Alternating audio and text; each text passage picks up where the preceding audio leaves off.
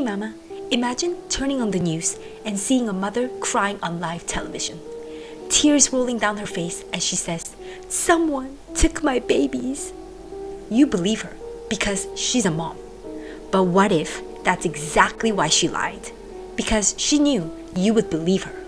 October 25th, 1994, Susan Smith calls 911 in South Carolina. She says a black man hijacked her car with her two sons inside, 3-year-old Michael and 14-month-old Alex. Instantly, the nation reacts. Helicopters search. News anchors call her the brave young mother. And Susan? She cries on camera, mascara smudged, voice shaking. America falls for it. And as you've probably been guessing, she wasn't falling apart. She was acting. Can you believe it?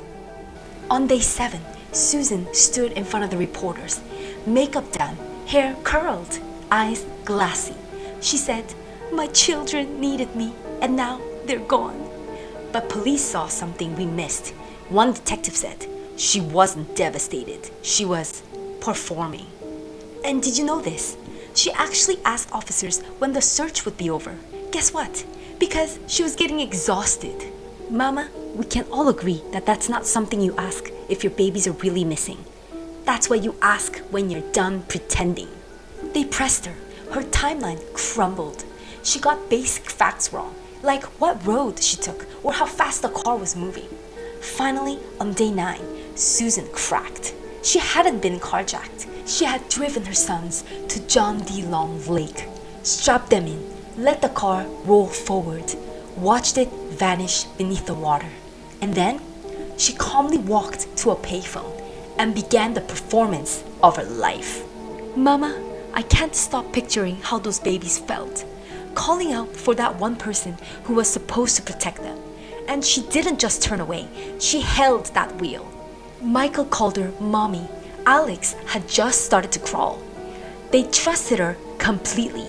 And she used that trust, not just theirs, but also ours.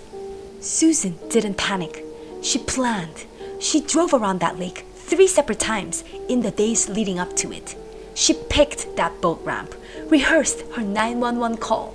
Now, here's something most people don't know.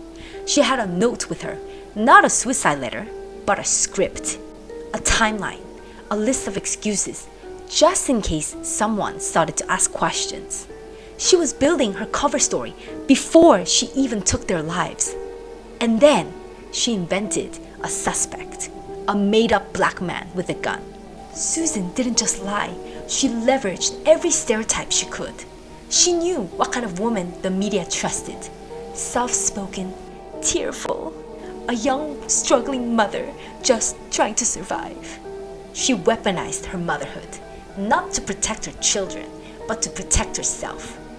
When the truth broke, so did the illusion of Susan's life. Behind the tears, depression, multiple affairs, including one with her stepfather. And just weeks before the murders, she was dumped by a wealthy man who wrote, "I am not ready for kids." That rejection wasn't just painful. To Susan, it was the solution. She didn't want to lose him, so she got rid of what was in the way. She didn't kill because she snapped. She killed to be desirable.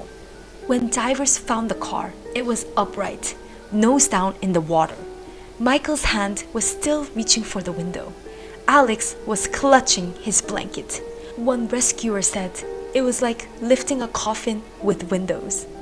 That image haunts me because that wasn't panic, that was premeditation. We carry so much as mothers.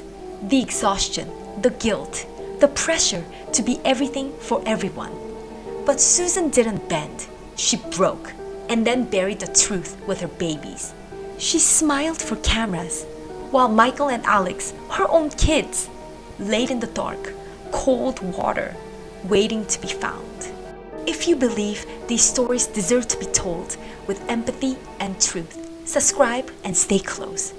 And Mama, if you're hearing this after a hard day, if your house is a mess, you're exhausted, and your heart feels heavy, please know this. You are everything your baby wanted and more.